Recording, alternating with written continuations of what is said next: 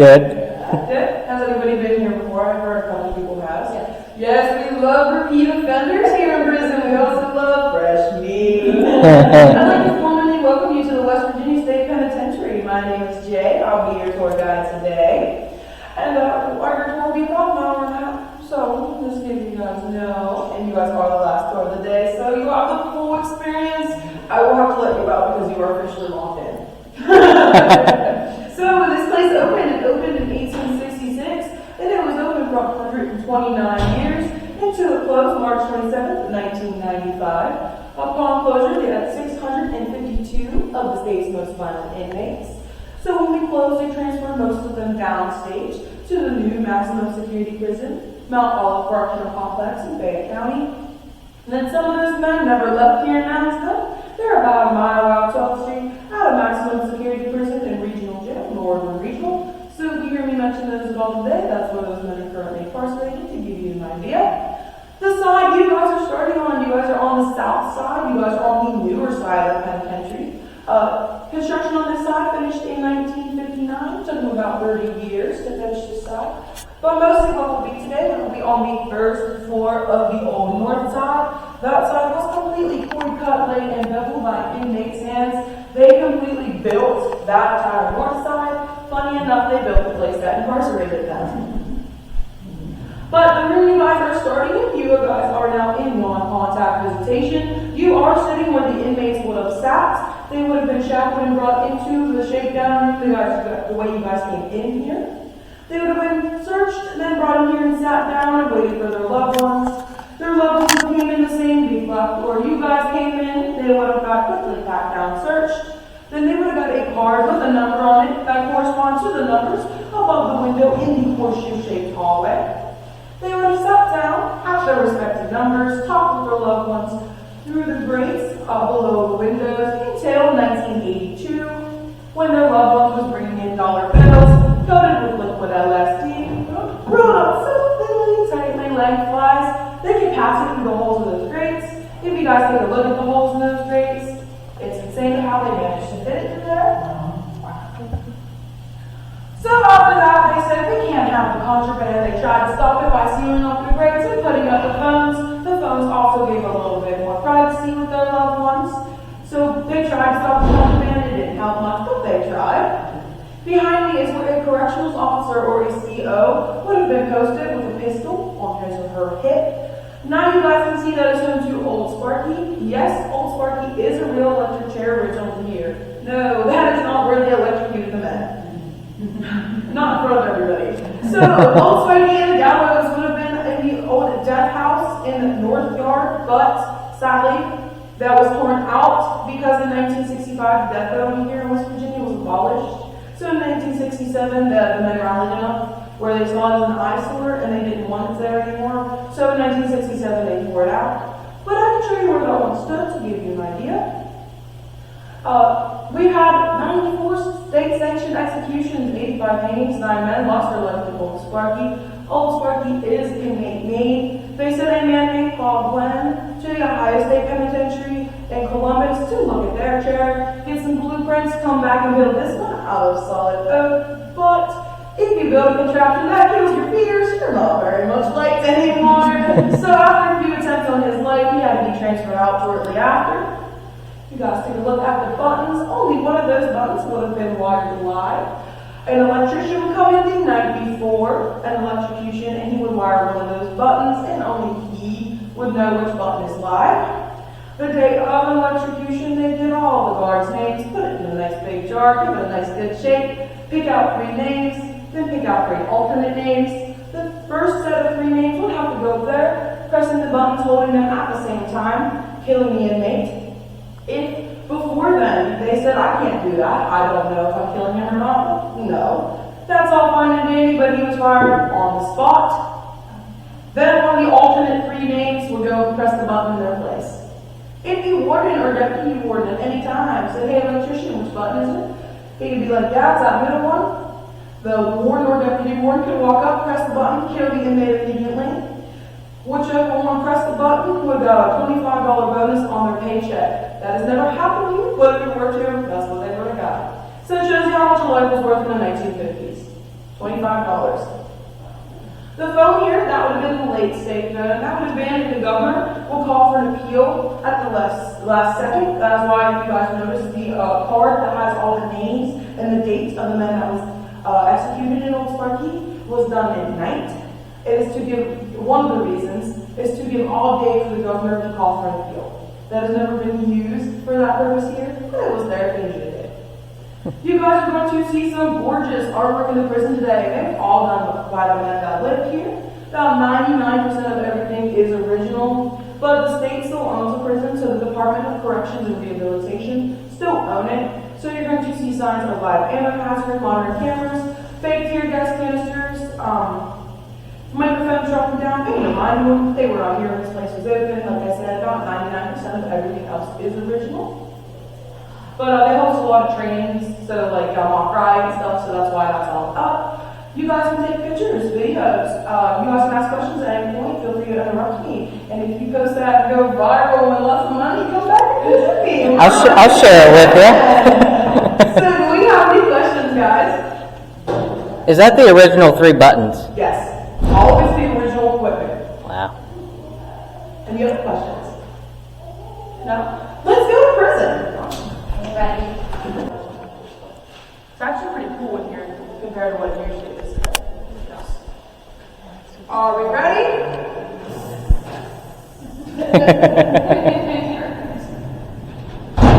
That's how you know you're locked in. I'm keeping you. No, I'm kidding. Just joking.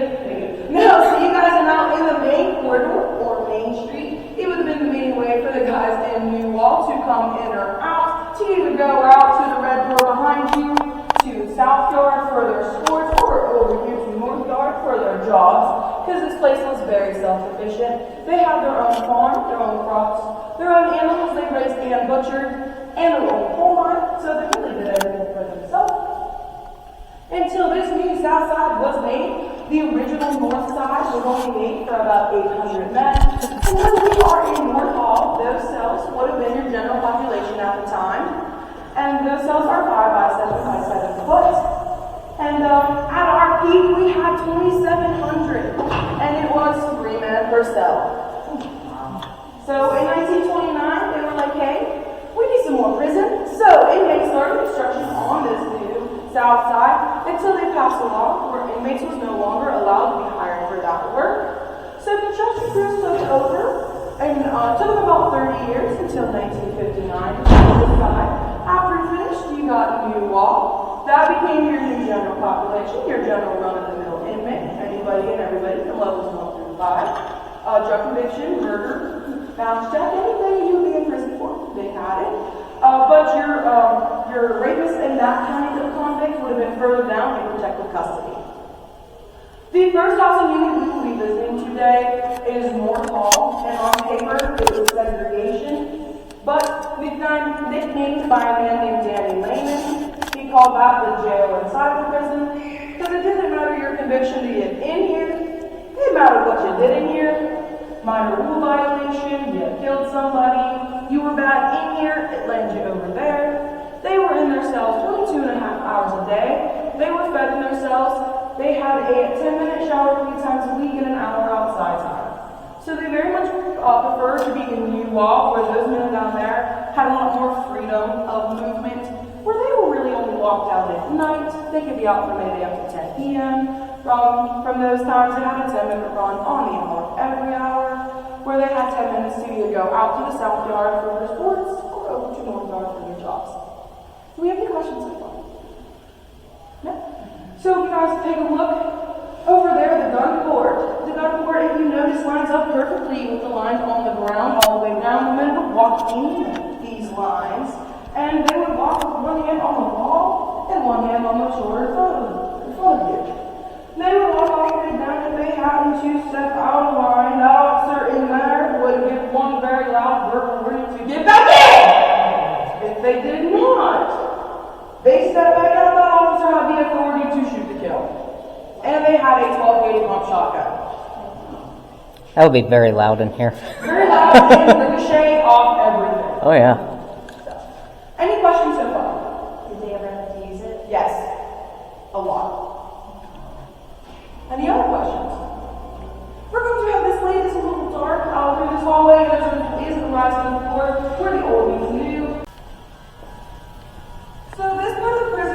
for a couple purposes. We're going to use our imagination really quick. We're going to take this beautiful mural wall, the catwalk, the bathroom, and we're going to knock them out. And then we're going to go a story higher. As you can see, the windows go up a floor higher. These would have been your first set of south cell blocks, and where a few of your death row cells would have been. After that, they tore them out and made a huge wide open dining hall. It was could have fed up to 300 men at a time, and the conditions in here was terrible. You had rats, mice, roaches, fleas, maggots, anything and anything you can imagine they had in here. The prison rats, as they call them, described as small dogs running around with your food as you're trying to eat it.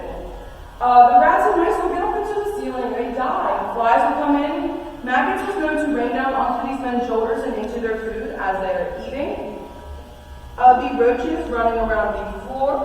Stories of those same roaches being cooked into the mashed potatoes. The kitchen workers was not given gloves or hairnets. So dead skin, fingernails, hair also being cooked into the food. And God knows what else, because the sewage was known to back up into the floors of the kitchen as they are cooking. So you can imagine if they're eating and dining, if they're eating and cooking areas are this bad, imagine themselves. So you imagine why we got shut down. It broke the 8th Amendment for an unusual punishment. You can also imagine the number of violent riots we've had. West Virginia's collapsed. And those violent riots started while we were standing in this old dining hall. It was the 1986 New Year's Day riot. It lasted 52 hours. 16 hostages was taken, 15 of the correctional officers, and then 1 of the kitchen workers. And then 3 of their own was brutally murdered. They were informants or snitches. 2 men was appointed negotiators for that, and that was Allo and Gregory, and then that Danny Lehman I mentioned. They would have negotiated with Governor Arch Moore in our lobby, because that used to be the law library. They had a list of 15 demands, but only 1 was appointed, and that was a new dining hall. They wanted one with better conditions to eat in, better food, more attention to care to people that had dietary needs and preferences, and also more with AC and heating, because nowhere in this prison had it. So they wanted a nice, comfortable place to eat. That cost taxpayers $3 million, and construction on that finished March of 1987. So after that, they put up top wall, put in the catwalk, bathroom, some big long tables, and this became contact visitation. The inmates was allowed 1 hug and 1 kiss with a loved one at the door. Then they could come in with the long tables and hold hands with the loved ones at the tables. 3 men painted this room with the kids in mind, because it was a loud, scary, smelly place with strangers everywhere. They didn't know what was going on. Also very scary, because you would have a monster in that crow's nest with a 12-gauge pump shotgun watching over everything. One of the men that actually painted this room was colorblind. His name was Sean Adamy. Do I have any fans of the Ninja Turtles? Anybody know that? Yes? Besides, there's one missing. What's wrong with that? There we go.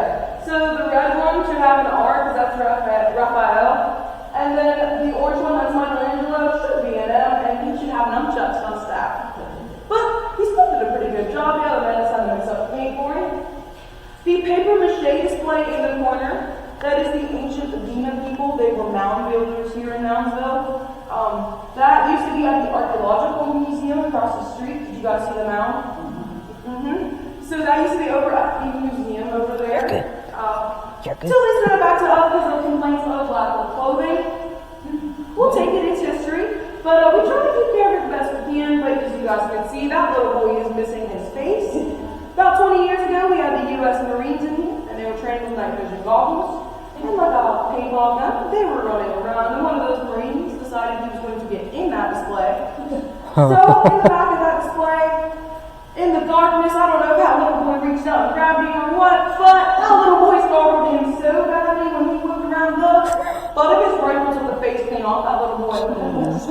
I don't think they invited those men back, but what did the U.S. Marine, he showed that little boy who's boss.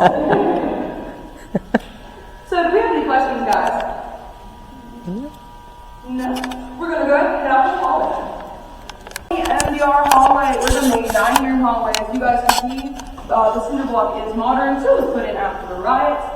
That red door and the red door state shop. That is where they would have kept their state-issued bedding and clothing.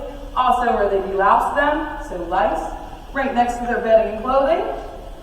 The tiling on the floor behind me, that is where they would have got their trays out of warming ovens. And then the end of the tiling, a little left and north, is where that nasty kitchen would have been. So I know I have fans of paranormal. Is everybody? Yes. So you guys will also recognize this hallway as Shadow Man Hallway. In 2004, a woman named Polly Gear was heading that direction when she got right here, give or take. She said she heard a metallic type noise behind her. When she whipped around in front of that cafeteria door, there was about a 6.5 foot, 7 foot shadow figure. She said it kind of reacted to her flashlight, so she raised her old camera up, stopped the picture. You can Google that and find it everywhere, but I'm sure everybody here has already seen it. But we do also have a picture of it in our museum. So after that, we had MTV Fear here, Ghost Adventures, Ghost Hunters, literally Penny Show on the Trauma Channel, a couple YouTubers, and a couple non-paranormal shows and movies that I'll talk about later. So we have any questions about anything so far? No? We're going to go ahead and head this way. So the pill window here behind the living is good. That is where the inmates would have gotten their pills if they had to take pills with their food. You would have had a nurse in that room giving them their pills, and then an officer also in that room with a 12-gauge pump shotgun. Then you also would have had an officer in the corner with a radio watching over these men, making sure they take their pills. But these men are issued to shave, so they had state-issued flimsy razors. There is a story of a man that took that razor apart, cut the insides of his cheeks, stuffed pencil erasers in there, let that heal for about 2 weeks, popped those pencil erasers out, then he had pockets to put pills in.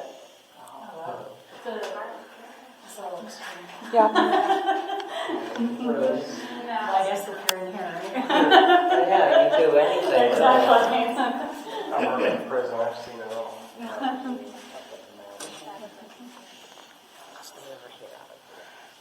You're not So you guys, if you need somewhere to sit that, there's a chair literally right there. I'm just trying to find a cord. I'm listening. Okay. I'm just trying to help. So you guys are now in the new cafeteria, the new dining hall. This would be the result of that 1986 riot. The men really appreciated this part of the prison because they felt like they put the effort in to get it. It was a comfortable 68 degrees all year long because in February, a house humidity can down to 40. And in July, the fourth tier of the cell block could get up to 130. So very hot and very cold. They felt like this part of the prison was like an oasis. Very comfortable place to eat. If you guys actually look on the ground, you can see where the tables used to be bolted down.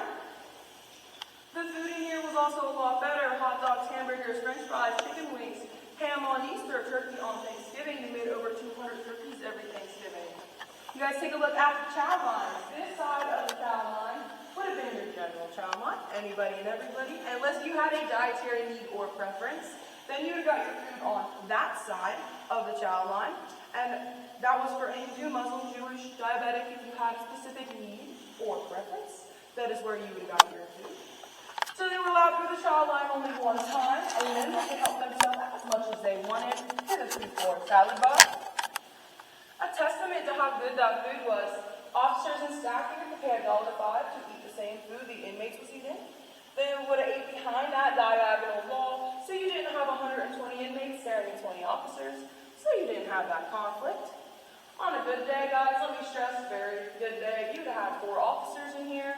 You'd have had one in that room with a 12-gauge pump shotgun, one at each water fountain with a radio, and then one in the kitchen with a baton watching over your 25 trustee inmates or your honor inmates. But the men in the kitchen really policed over themselves because it was a very cushy job to have. So it was like an unwritten rule, hey, don't mess this up for the rest of us. So they really policed over themselves. The same 3 men that painted Contact Visitation painted this room. If you guys take a look at that diagonal wall, the truck on the wall, that was painted by a man named Smitty Harding. Smitty Harding was a trucker. We speculate that's what his truck would have looked like, but we're not 100% sure.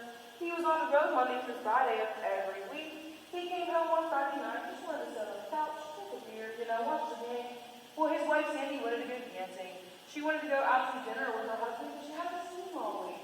Well, Smitty said she's nag. 2 weeks later, state police find Sandy dismembered in the freezer. He got life with no mercy, no chance of parole, and he died 7 years ago, still incarcerated in prison. There is a memorial on the truck on the cab behind the door for Sandy. It is a heart with her name in it and some eagle wings. Anytime anybody ever asks him why'd you do it, I love Sandy, but she shouldn't have nagged me. So that was his reasoning.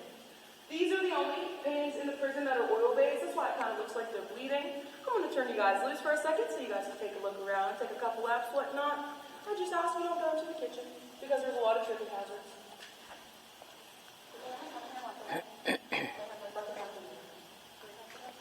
Usually. If you guys have any questions, I'll be floating around.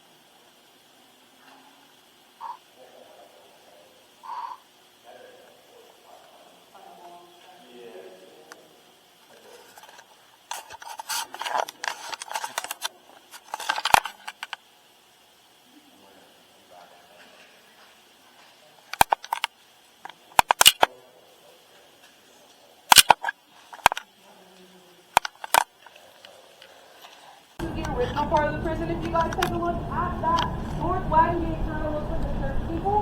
That is the original part of the prison. You had 100 to 120 men stacked in there like sardines. Until they finished the north side, where that became your general population. And then when they finished the south side, that became your general population and that became your segregation.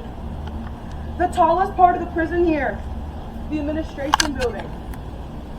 The third and fourth floors is where the warden and his family would have lived until 1960 because he was issued to live on property. Then they made the warden's mansion outside of the south wagon gate, but that's where he was issued to live on property. The second floor, that's where your offices would have been. Warden's office, deputy warden's office, and your records. The porch on the second floor is where the warden could have walked out to talk to the men on the yard. The first floor would be the closest thing they had to a lobby. It was open to the public. You could have came in and mailed your post because the U.S. Post Office was in there. Bought stuff that these men made because your commissary and whatnot was in there. Belt shop and leather shop was also in there. So belts, wallets, purses, rocking chairs, and tables. And also your old non-contact visitation was in there until they moved it closer to where we started, of course. And then you could have came in, got your hair cut for 50 cents, and then your neck shaved with a straight razor by a convicted murderer. 50 cents, that's a good deal. Might be your last 50 cents you ever spent. No, those men were supposed to be your best behaved men. They wanted to be able to stay doing that because they got paid for it. That's what they still pay now. VA pays 50 cents to the highest paid overall. Wow. Actually 61 if you go for the tall end. So another one. 22 cents is the lowest. 22 cents. Another modern addition besides the cafeteria is that blue building behind me. That would have been your state industries. It was put in about 1972. That is where they would have made road signs, license plates, rocking chairs, tables, whatnot. A lot of their warehouses and workshops was in there. We have a 1982 license plate in our museum. If you guys haven't, did you guys see it by chance? Mm-hmm. You have to check it out. It's a little yellow. And a lot of the plates that year were pretty yellow. And they asked them, well, why? Alright, you're giving the paint. Well, you think the paint's bad. They were peeing in the paint. Because they knew that the ammonia in their urine would make the paint crack and fade pretty quickly over time in the sun. So they made piecework. More pea plates they made, more new plates they have to make, more money they made. So, any questions? We're going to go ahead and head this direction. And that is because in the early 1980s, these men started wearing khaki. But they didn't eat nothing. No, they did not. They started wearing khaki, so you can imagine how easy khaki would be to blend into that sandstone. So they painted the base of the walls white to be able to see them better. We know a lot about escapes. We had about 500 of them. We've got them all back except a few. We always get asked, because this side of Moundsville, around the pen when it was open, this side of Moundsville grew up around the penitentiary. So the pen was here, and then people saw the cheap land and was like, I'm going to raise my family next to that. So, any questions? Please watch your step walking through here, because there's a lot of dips, bumps, holes, and whatnot. If I trip and fall, you did not see me, I will still give you your tour on the ground. I'll cut it out of the video. What? I'll cut it out of the video. Yeah. Anything that I'm being awkward, cut it out.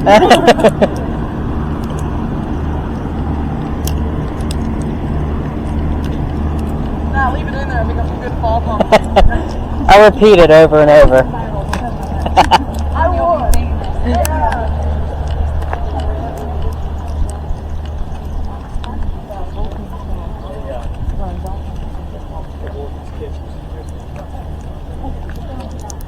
So the death house used to be here. It's on the other side. You know, like where we can look on the onions? That's where all the executions were. Right down there. This is where all the executions were. That's where the death house So, used to be. as you guys see, the bullpens behind me, or the basketball court, this would have been the main rec yard for the men in Norris Hall to come out for their hour outside time. But before then, if you take those bullpens and square them right about here in the middle, you would have had that two-story white building, the death house. That's where Old Sparky and the gallows would have been, where they hung the men. Until June of 1931, you could have packed a picnic, brought your kids, paid $2 to come watch a hanging. They advertised it in the newspaper, pack a picnic, bring the kids, come watch a nice hanging. June of 1931, a man named Frank Heyer was executed. He was known as a little big man. He was about 5'5" and 350 pounds. And when you do it hanging correctly, the rope measurement is calculated on height and weight. So when they hung him, he instantly decapitated in front of a live audience that paid $2 to come watch it. And they brought their kids. So after that, it really became invitation only. So family of the victim, family of the inmate, a couple people of the media.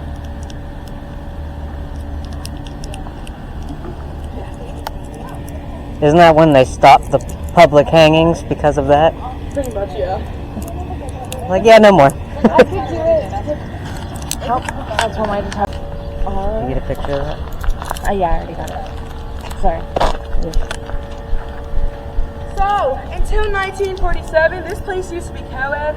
We had about 100 women at one point, and they would have been housed in a two-story brick building. But in two riots in June and February of 1968, these men torched everything. So that brick building had to be torn out. It would have sat in the back corner over there, the east-north wall. We always get asked who's the most infamous inmate. I think it was one of the women. Her name was Kathleen Maddox. You might not recognize her name. You might recognize her son's name, Charles Manson. Charles' mom and Uncle Luther Maddox was in here because in 1942 they robbed a gas station in Charleston, West Virginia with a broken ketchup bottle. Strong arm robbery. So the rape age of 8, Charlie was in here visiting his mom. They always asked, there was an interview, well, Charlie, what about your mom? My mother's the icebox, my mother's the penitentiary. So when he thought about his mom, in his mind's eye, he saw this place. In 1983, he actually tried to get transferred here. The warden, Donald Gordon Kircher, got that letter, read it. We actually have a copy of his letter in the museum. He read it and said, Dear Charlie, when hell freezes over. So no favors for Charlie here in West Virginia. But now you guys can see, if you guys look behind you at that little blue building, that would have been your OMC colony. That would have been for men 65 or older that really couldn't defend themselves against the younger men anymore, or couldn't really walk. So when this place closed down, the youngest man to be transferred out of that OMC was 76, and the oldest was 92. That man spent over 50 years of his life behind bars.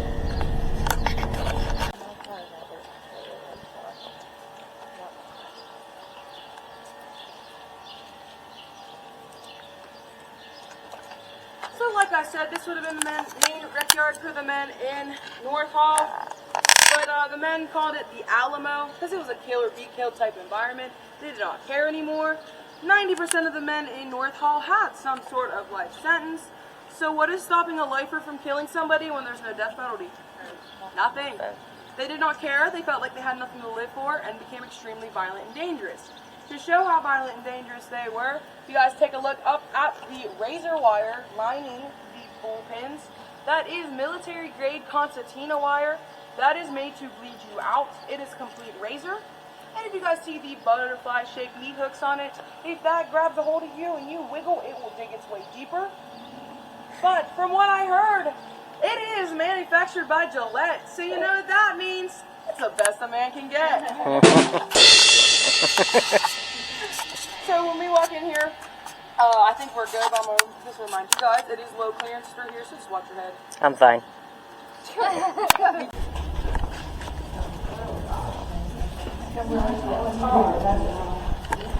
Oh, in the head. So you guys may have noticed that these four cells are separate from the rest. These are for your four high-ranking gang members of the Aryan Brotherhood here. So when you guys walked in, that first cell you passed that says Aryan Brotherhood and Aryan Nation in it, that was coming to a man named William Snyder. They called him Red. Then the third cell from his, that other white cell, was coming to a man named Russell Lassiter. They called him Rusty. Rusty and Red were the only two of these four that was allowed in the yard together because they were known to play well. Well, these doors have a two-stage lock. They have a key lock about halfway down, and then the slam bar that runs all the way across down to the end of the cell block that an officer has to man. So they can open just one cell by unlocking the key lock and then moving the slam bar. Keeps the rest locked. Well, when that officer is landing, he can't see what's going on down here. So Rusty walks out of his cell, walks down to Red's, walks in Red's cell. Red is on his bunk high because if he had drugs, he took them. Talking nonsense, Rusty walks in, stabs Red 37 times in the face, neck, and chest. His official cause of death was asphyxiation. He drowned in his own blood underneath his bunk. These are the two that got along? Yes. So the one she's in right now, the blue cell, that was sent to a man named Elijah Sarton. They called him Blue. Blue contracted Rusty to kill Red, as he wanted control of that Aryan Brotherhood. Feel free to go into any of the cells, just don't shut the doors, because I will not be able to get you out. If you guys can see from my physique, I will not be able to open that door if you shut it. Because some of these locks stick out and it will catch.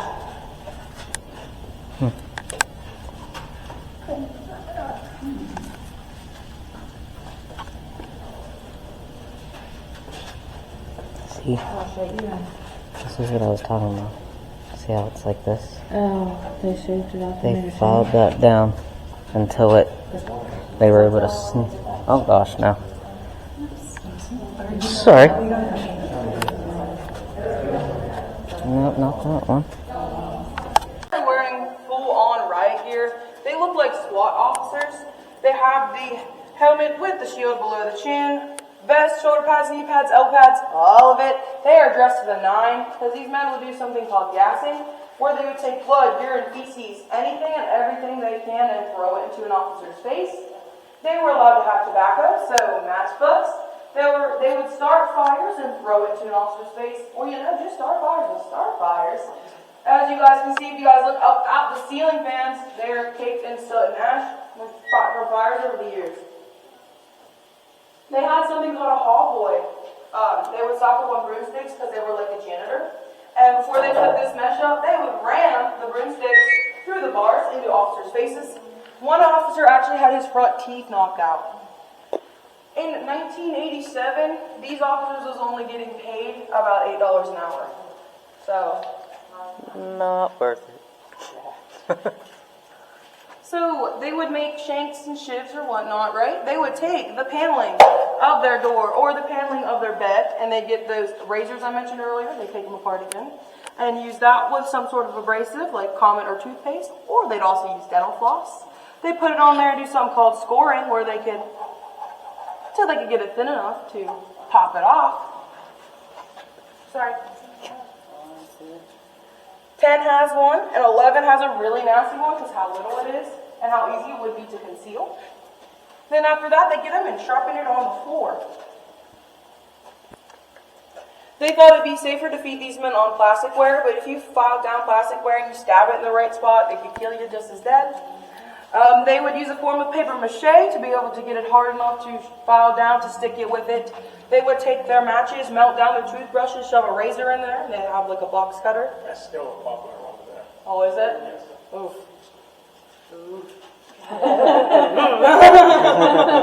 Put it all. They usually aim for the face. We had one, there was a tranny, he got cut from here, the whole way down around. Yeah. Deep too, deep. Yummy. Yeah, he'll have that scar forever. Huh? He'll have that scar forever. Yeah. So the plumbing in here was absolutely nightmarish. So if what was ever in cell number 8's toilet when he flushed would end up in 9's sink, and it'd bubble up all the way down. So if I lived in cell number 8 and I really did not like my cellmate in number 9, I'm going to use the bathroom all day, then I'm going to flush it when I hear him brushing his teeth. Hey, if you're going to be petty, be really petty. Exactly. That's probably right.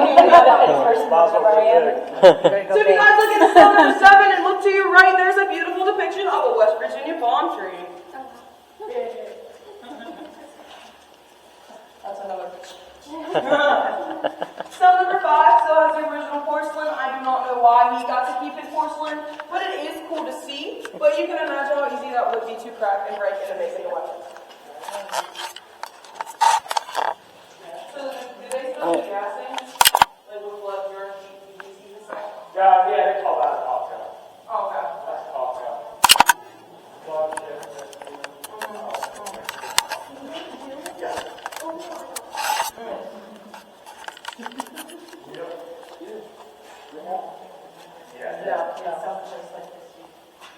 There's one in the dry tank, he's small or something, so they have him in a cell naked. The officer has to sit there and watch him.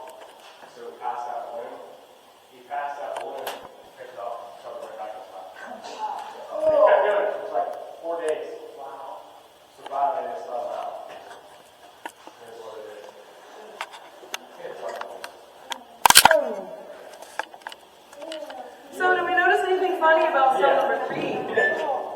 yeah, it's solid. So this was home to a man named Paul Hakish. He was a mob boss in the Wheeling and Pittsburgh areas. Nothing came in or out without him knowing and getting a cut. So 1 year, some men from Cleveland, Ohio, decided they were going to try and kill him. They rigged a car bomb to his car. They did not kill him. They blew off his legs. He was in a wheelchair. He was in Newwall, mouthing off, bragging that he could not be touched. So a maintenance man heard him and said, ADA compliant, you can come down to North Hall. You're gonna run your mouth, you're gonna find out. So because he kept saying that he couldn't come because these doors are too narrow for his chair. No.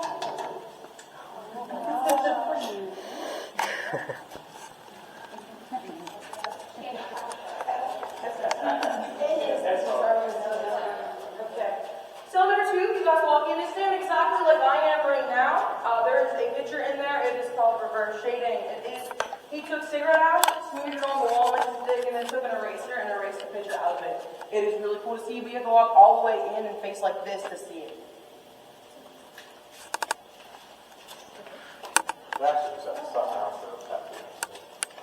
I'm sorry. Suck. They'll burn it, and then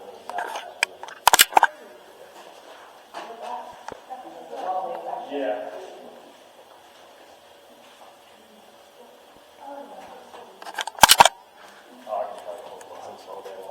I would listen to everything right It's kind of more peaceful. So you guys You're the one from the pond. No. I know, that's what we have. Yeah.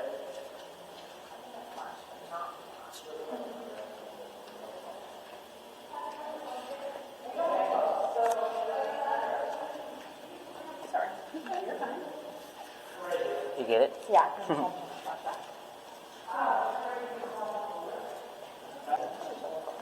Real bad.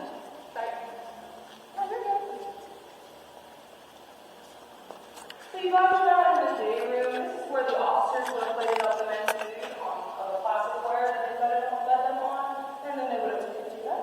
Also, where the officers would have sat during the day, because once they clocked in, they were not allowed to leave North Hall. They had to wait and lock your room. When the men went out on the yard, the inmates, they were strip searched when they went out. Over there, strip searched when they came back in. When they had 4 women in here, they take them over here to the gang shower.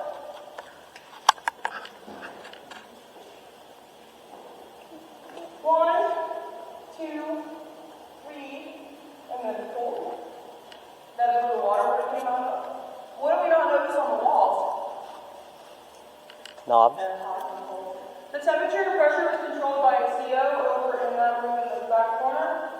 So if I was an inmate and I was getting all nice and bubbly and I gasped him that day, he'd wait until I got all nice and hot and then turn off the water and me go back to myself sticky.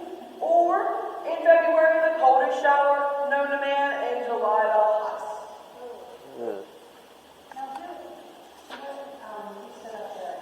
So they were really happy to be in that when they felt like something was going to go wrong. I will tell you a funny story about that. There was a man named Oliver that was up there one day, and he was known for his withdrawal ability. So that was kind of a pistol once again. And he would yell out to these men, "Hey guys!" Well, one day he pulled the trigger, and it shot him right in the side of the knee, shot down and out his ankle. He was terrified he was going to have a job when he come back. He did have a job. And a promotion. He was put head of the armory. One of the tour guides here, he's friends with an ex-guard that was here, and that guy was also a tour guide, and he asked him, "Chuck, why?" Because we knew we wouldn't do that again. Lesson learned. So you guys can imagine the noise level in here from me just talking, also the screaming, yelling, shaking of the bars, banging on the walls. If they can afford to buy and pay their bill, they have an 11-inch color TV or a radio. So that's very loud. Also, the smell, PO, cigarette smoke, regular smoke, and in the middle of the cell block, there is a door that is the plumbing channel. That was made to waterfall sewage. So it's stinky, very stinky and very loud. So these are mirrored. This side is B block, street side is A block, and it is 4 tiers high.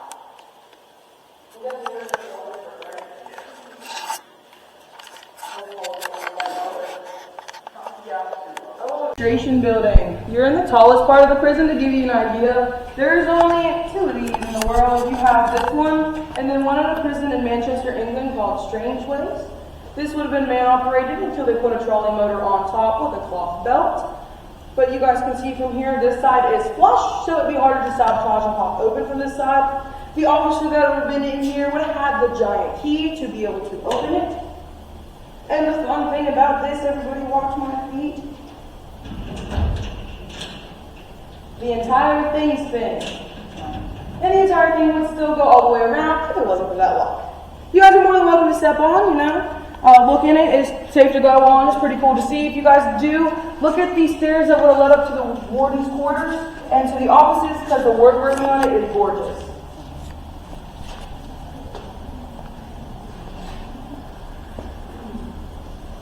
I want to check out where is that? Iowa, the squirrel cage gel. You ever hear that? Yes. That Somebody place is actually awesome. told me that like a couple days ago. I've never been in here. Looking at the floor. Oh, never mind. I feel like I'm gonna fall through this floor.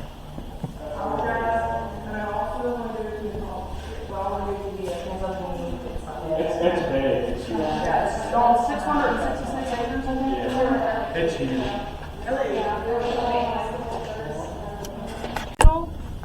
south wall of what inmates made and then what construction crews built, it is a big night and day difference. Personally, I like what the inmates made better. I think it looks prettier. So these men could come out and play a lot of sports: handball, tetherball, basketball, baseball, football, whatnot. On occasion, they would bus high school and college teams in here to play these men. And on very rare occasion, they'd bus these guys out north to Wheeling, West Virginia for away games. The only two things on this yard, or this side of the prison, that was built by inmates' hands is the bathrooms and the chapel. The chapel would have been your all-faith chapel, Hindu, Muslim, Jewish, Catholic, Christian, all of it. And then a lawsuit in the early 1990s, the devil worshippers and Satanists was allowed to go in there and do their worship too. The bathroom did look a lot different. At one point, it used to be walled off, but you can imagine a walled-off bathroom in a men's maximum security prison. There was a man in there asking for some favors one day when they didn't like that too much. So they bashed in his head to the point he looked like ground beef. He survived. He had to have complete facial reconstructive surgery, but the warden said, "You're going to act like animals. I'm going to treat you like animals. I'm taking your wall." So if you guys see the little blue building behind the steps with the windows, they had a commissary out here. That would have been their commissary, so they didn't have to go all the way to the administration building to get their drinks, little Debbie cakes, whatnot. The buses and obstacle courses out here are not original. They are for the trainings I mentioned earlier, so the mock riot and stuff like that. So that's not original. That was not here when this place was open. If it was too hot, too cold, they could not come out here on the yard. They had one of the entrances over there to a full-size basement. They could have went down there and played foosball or arcade games. Pool tables? Oh, okay. Spoiled. Yes. Yeah, her fault. No, I'm kidding, guys. I'm kidding. But the yard officers at surveillance out here would not go down there because there was too many places to get cornered and killed. If it tells you anything about what those men were doing down there, somebody already spoiled it. They nicknamed that the Sugar Shack. No, they went to commissary, got a little too much little Debbie cakes. The blood sugar got a little too high. Something like that. The white building behind you guys, a little white room, that would have been the captain's office until after that 1986 riot, because he was one of the first hostages taken. So after that, they made it into a AM radio station, WPEN. It was ran by inmates for inmates. They were called the West Virginia Cougars for their sports teams, so they broadcast the Cougars games or music, because about everybody in here had a radio. Do I have any questions? So guys, we have your final stop on your tour today, New Wall. It is your grand finale. I have something to really round off your trip to prison. On J Block, street side is K, and then you have L and M. Like I said, these men were really only locked down at night, but they had 10-minute run on the hour every hour, so each hour from 8 a.m. to 10 p.m. These doors would only open for 10 minutes. Ooh, I'm so sorry. No, you're fine. That was my fault. I forgot to warn you about the brain channel. Well, I'm getting all the information. I am sorry. All of it. But these men had a 10-minute run on the hour of every hour, so if it was 3 o'clock, they were allowed out to go out. They had 10 minutes to get out. If they did not, and if they went out and they were like, it's a little chilly, and it's 3:11, they have to wait till 4 to go get their jacket. So they were allowed to have paints, just no dark colors, because it was seen as an issue to go to see these men, count them at night. But the officers nicknamed this part of the prison Migraine City because of how loud it could get. So if I live in cell number 11, my buddy here in cell number 12 is trying to have a conversation with somebody up on the upper tier. And I'm just trying to watch my wheel of fortune. I'm going to get to the point where I'm going to be like, shut up! So that's little old me. Imagine 600 grown men screaming, yelling, shaking on their bars. It got loud. Migraine City. They all just stop it. They don't, it's not. And they also didn't have a designated lights out here. The gang shower here could shower 6 to 9 men, and the second tier also has a straight shot view into it. You guys can walk through it if you'd like. Just be careful of the drain channel. That's all I ask. Yeah. The drain channel, guys, taking out people.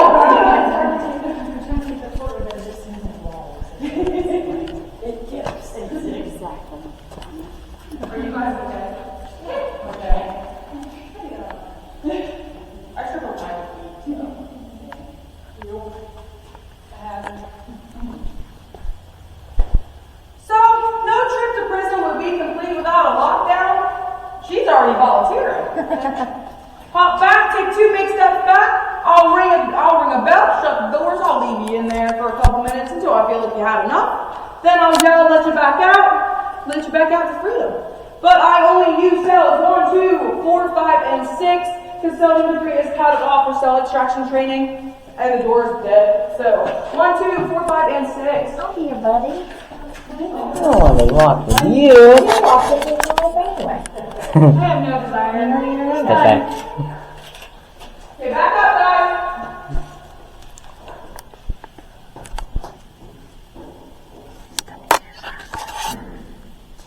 Step to your side just a little bit. Maybe 4 of these ones. Are you ready?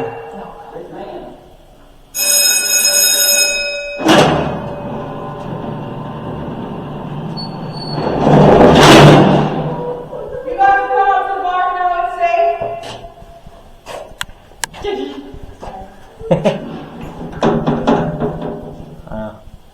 Tetanus. This is crowded with just 2 people in here. Little people. So, how you guys feeling? Comfy, cozy? Crunched. These sides, the same size as the one in North Hall, they're just a little taller. So, when it's general population, they would have had 3 members or so down in North Hall. It's about the same size as these. So, you better really like your partner if you have somebody you know with it. Oh boy. You guys ready for me to let the bed out for freedom? Okay. Big, 2 big steps back. Here we go. We're staying.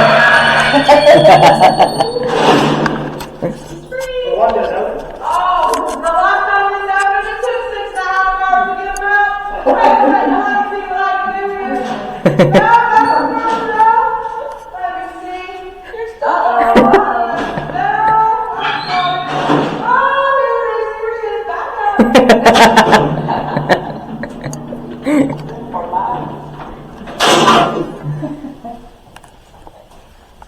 Just for that.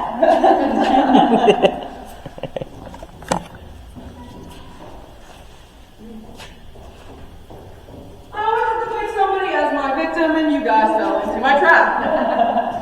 So, I hope you guys enjoyed your tour. I have to thank you for coming down and taking a tour today. If you guys did enjoy your tour, leave us a review. Remember, my name is Jalen. If you did not enjoy your tour, my name's Susan. So, if you guys didn't yet, sit down in the repertoire square. You get your picture taken. Don't forget, mugshot, tear up that number off the walls front. Side, fix a lovely Christmas card for the friends and family. And you guys already know that the paranormal tours, but our haunted house and other stuff like that, our website is wvpentour.com. All the information for all of that is on our website. So do we have any questions? I have one. Why is this one padded? It's for training. For cell extraction training? Okay. I didn't hear. I'm sorry. You're good. This might have hurt. Any other questions?